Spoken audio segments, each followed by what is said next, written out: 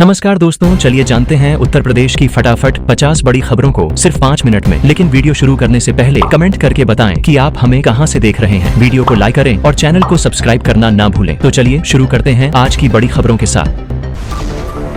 उत्तर प्रदेश लोक सेवा आयोग की परीक्षाएं अब और अधिक पारदर्शी होंगी। योगी सरकार के नए फैसले के तहत अब यूपीपीएससी की परीक्षाओं में 4 अलग अलग सेट के प्रश्न पत्र तैयार होंगे, जिन्हें अलग अलग रंगीन पैकेटों में परीक्षा केंद्रों तक भेजा जाएगा। दिल्ली स्थित संसद भवन के पास मस्जिद में अखिलेश यादव और समाजवादी पार्टी के सांसदों की बैठक पर बीजेपी अल्पसंख्यक मोर्चा और उत्तराखंड वक्फ बोर्ड ने कड़ी आपत्ति जताई है। जवाब में अखिलेश यादव ने धार्मिक एकता की बात कही, जिस पर उप मुख्यमंत्री ब्रजेश पाठक ने पलटवार किया। उत्तर प्रदेश में कम नामांकन वाले 10,827 परिषदीय स्कूलों के विलय के बाद शिक्षक संख्या में असंतुलन देखा गया है। इसे ध्यान में रखते हुए बेसिक शिक्षा विभाग ने एक बार फिर जिले के भीतर सामान्य तबादले का मौका देने का फैसला लिया है। एटा के सकरौली थाना क्षेत्र में पारिवारिक तनाव के चलते एक युवक ने फांसी लगाकर आत्महत्या कर ली। बताया गया कि पत्नी झगड़े के बाद 15 दिन पहले मायके चली गई थी, जिससे युवक मानसिक रूप से परेशान चल रहा था। पुलिस मामले की जांच में जुटी है। पंचायत चुनाव की तैयारियों के बीच यूपी में कांवड़ यात्रा का उत्साह चरम पर है। सभी धर्मों के लोग कांवड़ियों की सेवा में जुटे हैं। छोटी काशी गोला में अब तक लगभग 8 लाख शिवभक्त पहुंचे हैं, जिसमें निघासन, भीरा, धौरहरा और ईसानगर से सैकड़ों वाहन कांवड़ियों को लेकर आए।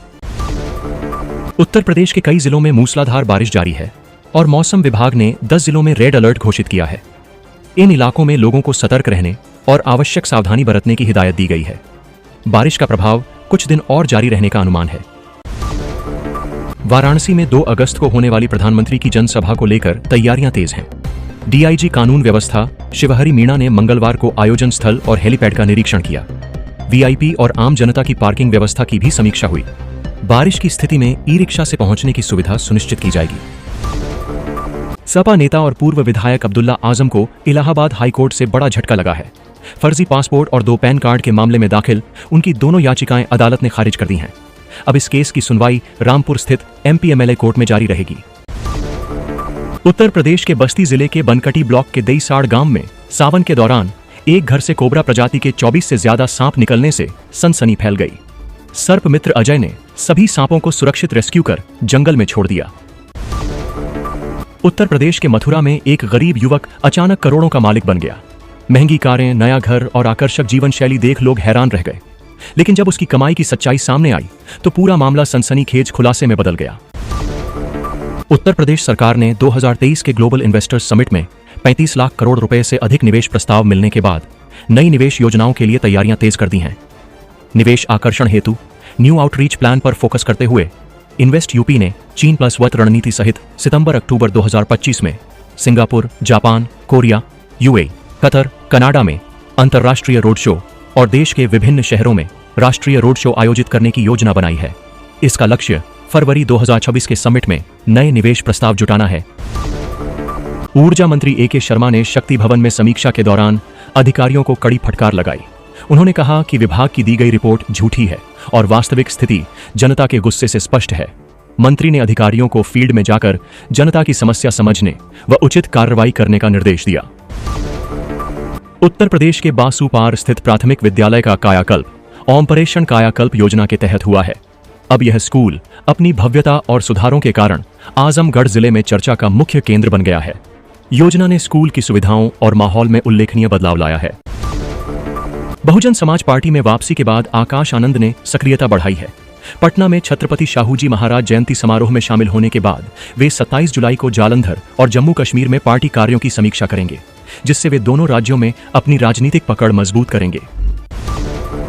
गोरखपुर ने स्वच्छता सर्वेक्षण में अपने वर्ग में देश में पहला स्थान हासिल किया है। इससे पहले शहर अराजकता और समस्याओं से जूझता था, लेकिन अब स्वच्छता, बेहतर सड़कों और शिक्षा के दम पर वह नए भारत में एक नया चेहरा बना चुका है।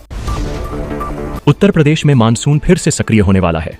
मौसम विभाग के अनुसार शुक्रवार से पूर्वांचल और दक्षिण पूर्वी जिलों में अच्छी बारिश की उम्मीद है। यह सिलसिला अगले 3 से 4 दिनों तक जारी रह सकता है और धीरे धीरे पश्चिमी यूपी की ओर बढ़ेगा। तराई क्षेत्रों में भी हल्की से मध्यम बारिश के आसार हैं। इससे उमस से अस्थायी राहत मिल सकती है। उत्तर प्रदेश के एडेड माध्यमिक स्कूलों में ऑनलाइन तबादला प्रक्रिया के बाद भी शिक्षकों को ज्वाइनिंग से रोका जा रहा है। प्रबंधकों की इस मनमानी पर शिक्षा विभाग ने कड़ा रुख दिखाया है और सभी संबंधित स्कूलों को चेतावनी भरा निर्देश जारी किया है। प्रवर्तन निदेशालय ने बलरामपुर में अवैध धर्मांतरण रैकेट के मुख्य आरोपी जमालुद्दीन उर्फ छांगुर और सहयोगी नवीन रोहरा को कस्टडी रिमांड पर लेने के लिए अदालत में अर्जी दी है। मामले की पीएमएलआई कोर्ट में जल्द सुनवाई संभावित है। ईडी इनकी बैंक खातों और संपत्तियों की जांच कर मनी लॉन्ड्रिंग की जांच करेगी। लॉर्ड्स गेमिंग ऐप के जरिए सट्टा लगवाकर ठगी करने वाले गैंग का गुडंबा पुलिस ने भंडाफोड़ किया है। स्मृति अपार्टमेंट से पकड़े गए 16 आरोपियों के पास से 1,07,00,000 नकद, 54 मोबाइल, 2 नोट गिनने की मशीनें और अन्य सामान जब्त किया गया है। समाजवादी पार्टी में जिला और महानगर इकाई के भंग होने के बाद गुटबाजी बढ़ गई है। मुख्य पदाधिकारी एक दूसरे से दूरी बनाकर बैठकों, कार्यक्रमों और चुनावी तैयारियों में हिस्सा नहीं ले रहे हैं, जिससे अंदरूनी विवाद बढ़ता जा रहा है। उत्तर प्रदेश के उप मुख्यमंत्री केशव प्रसाद मौर्य ने समाजवादी पार्टी पर आरोप लगाया है कि वे कांवड़ यात्रा में माहौल बिगाड़ने के लिए अपने समर्थकों को भेज रहे हैं। उन्होंने आशंका जताई कि कुछ सपा कार्यकर्ता कांवड़ यात्रियों के बीच गड़बड़ी कर रहे हैं। उत्तर प्रदेश में 27 जुलाई को होने वाली आरओ-एआरओ परीक्षा को पारदर्शी और शांतिपूर्ण तरीके से आयोजित करने के लिए एसटीएफ, खुफिया एजेंसियों और पुलिस को विशेष जिम्मेदारी दी गई है। संवेदनशील परीक्षा केंद्रों पर खास निगरानी होगी और नकल से जुड़े पुराने आरोपियों पर कड़ी नजर रखी जा रही है।